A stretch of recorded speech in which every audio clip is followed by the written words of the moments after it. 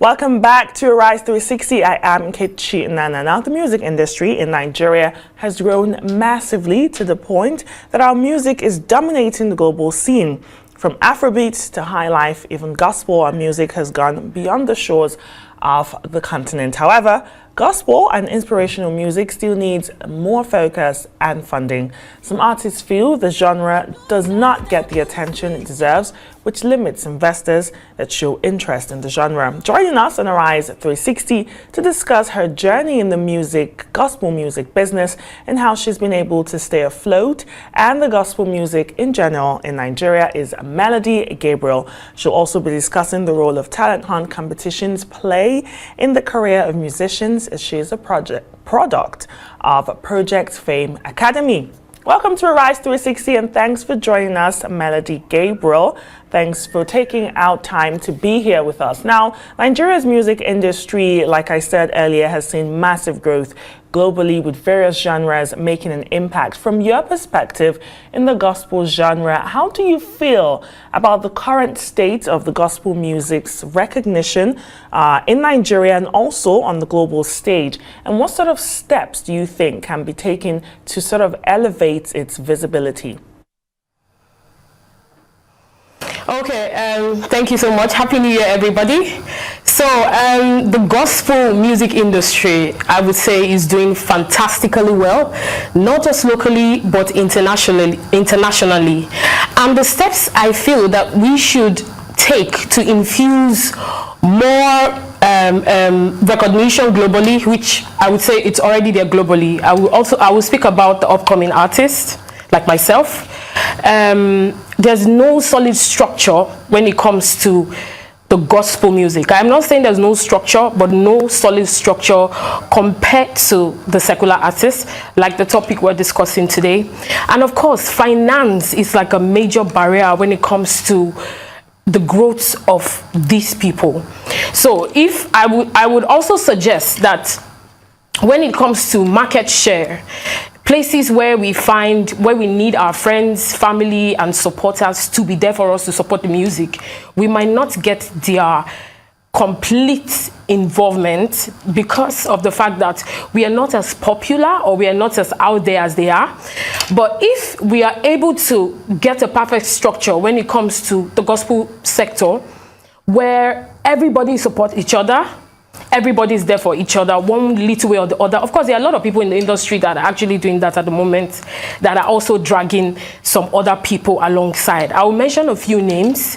Like Nathan Ebasi, he has about 2 people that he's supporting at the moment, like Victoria Renzi, Dunsi Onyekon. We also have a few people, Christ Embassy. We have some few churches, Pastor Paul, and so many other people in the gathering that are also trying to support the gospel artists.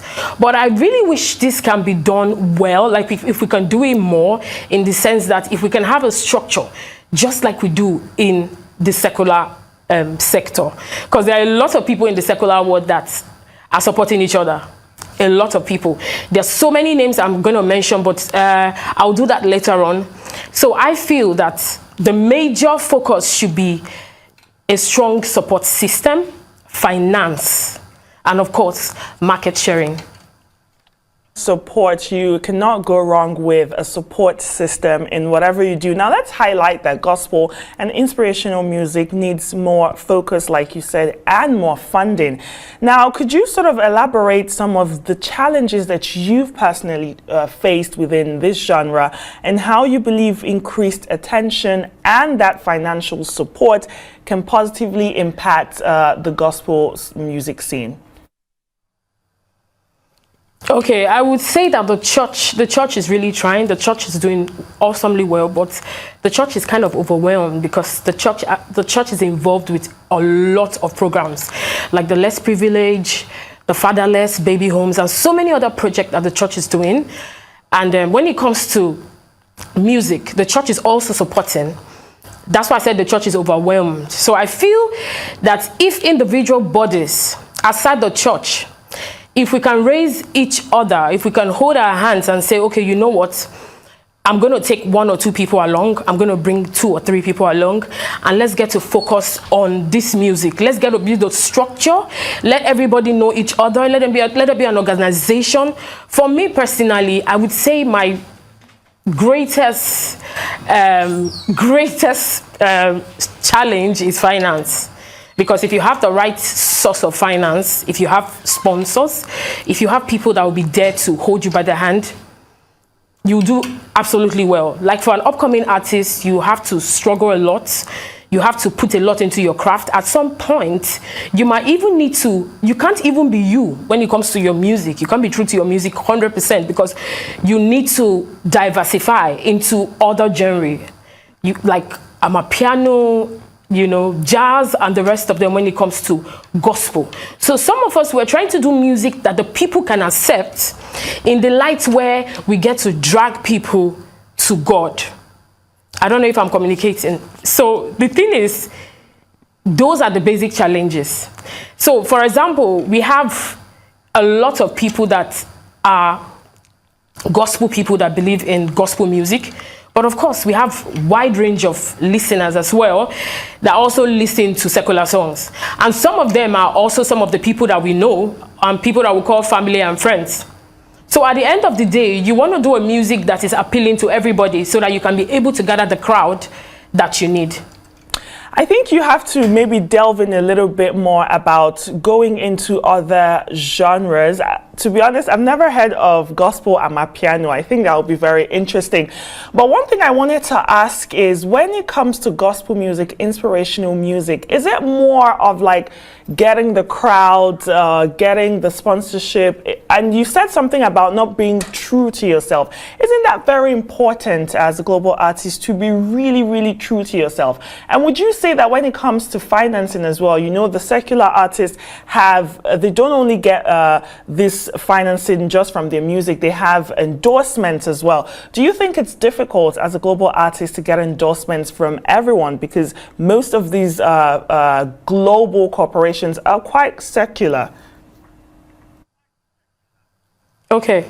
Now, first of all, I'm going to say that when I say true to yourself, not in that light. Of course, definitely, you have to be true to yourself 100%. But what I mean is, you need to be able to capture the people. Now, we are all, the message of the gospel is to reach out to the word. The word. So basically, you have to do music not just for your jurisdiction or for your state or for your country. You have to also be able to do music that can bring people to God. So anybody from any part of the world or any religion can relate with your music. That's what I mean in that aspect. So not necessarily not being true to yourself. Of course, you be true to your music. That's like 100%. But you need to be able, when you say you never heard about gospel amapiano, I actually have a gospel amapiano, My Way. It's on my EP, Intentional. And there's some other gospel amapianos that we have in the industry today. For you, because of the crowd, because we live in a secular world, let's be realistic, we live in a secular world, and for you to be able to gradually get to the level of the stars, you really need God in the industry of today. You really need God to hold you by the hand, and that is going to take a while. There are a lot of people that have walked through that journey, a lot of people that have taken their time to be through that journey, to be in the journey. People like Nathaniel Bassey and some other of them, Panam Percy Paul, they've all been in the industry for a long time, and they've been able to build relevance. So people like that can actually come out tomorrow and organize a program. Nathaniel Bassey can come out tomorrow and release a new single without even publicizing it, and people are going to identify with the music. So my focus right now is on people that are just trying to do music on the gospel sector. That's where my focus is. I feel like we need more support system. We need people to hold us by the hand. And of course, we need publicity, that's where finance comes into. And that's where finance plays a very great deal.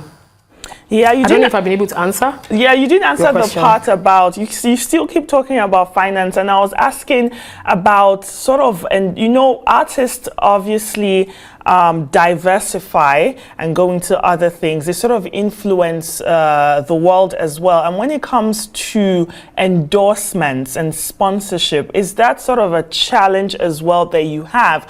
Because all these big corporations that endorse artists are quite circular. So is that an issue as well when it comes to endorsing global artists? Or have you ever come across sort of that challenge? Okay, now these people in this sector, they are they are business people. So they are interested in profit, not just investing in you. They need to get back. So when I spoke about the word is secular, that's what I mean. Because everybody is after what they're going to get. It's investors and people that want to invest in your music. They want to, at the end of the day, get a return. You need finance to be able to do music in the country, not just gospel or secular music. You need finance. Everybody needs finance. Melody, we've spoken a lot about challenges. Now let's talk about some of your milestones as a gospel artist. Just share with us some of your key milestones that you've encountered in your journey in the gospel music sphere, and also how you've navigated the industry to stay afloat and continue pursuing your passion. Okay. Well, it's been a fantastic journey. Gospel music, gospel inspirational music is, I would say, the best thing that can happen to anybody, because not only are you doing music, you are fulfilling destiny. You are blessed when people reach out to you and to say, oh, I listened to your song today. Today my life was blessed. I was touched. There was something I was going to go do, and somehow, I don't know, I just heard a voice in your song. You know, your song gives me hope for tomorrow. Your song is blessing lives, not just in the country, but outside the country. That's like a big deal for me. You know, for me to be able to produce something, for me to be able to bring people to God, for me to be able to influence my generation positively in music, for people to be able to identify with the lyrics, and for God to be able to change lives through my music, it's a very, very wonderful thing. It's a very big thing for me. That's amazing. Now, and also for me to be able, yeah. One.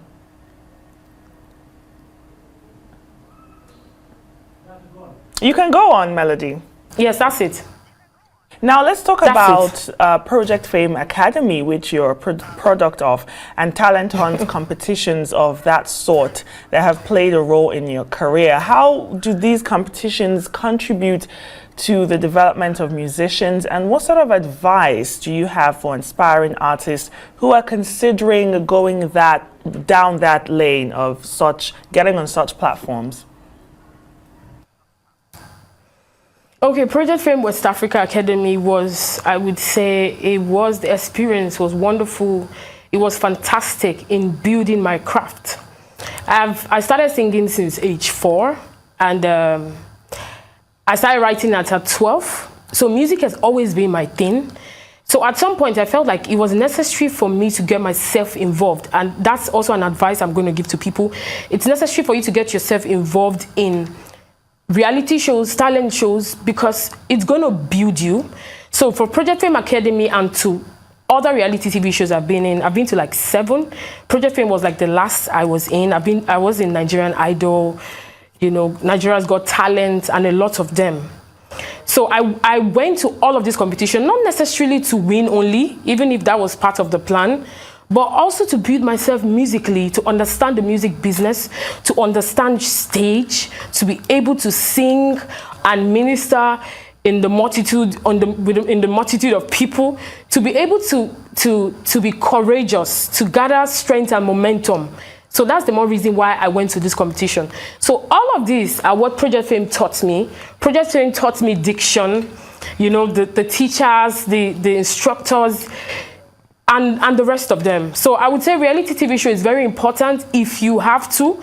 Not everybody that you hear today, not all of the popular artists that you see here today were a product of a reality TV show. But I would say it's a plus if you can. If you're going to go learn, I feel it's easier, it's better for you to put your mind in and say, okay, you know what, I want to go and learn. not necessarily to win. Yes, winning is part of it, but to learn. So it helped me a great deal. Put yourself out there. I can't believe you've been to 7 of these. That's amazing. That just shows that you really wanted to hone your craft and perfect your passion as well. Thank you so much, Melody, Gabriel, for sharing your insights and experiences with us today. We look forward to gaining a deeper understanding of the global music industry and the impacts of also talent development programs on musical careers.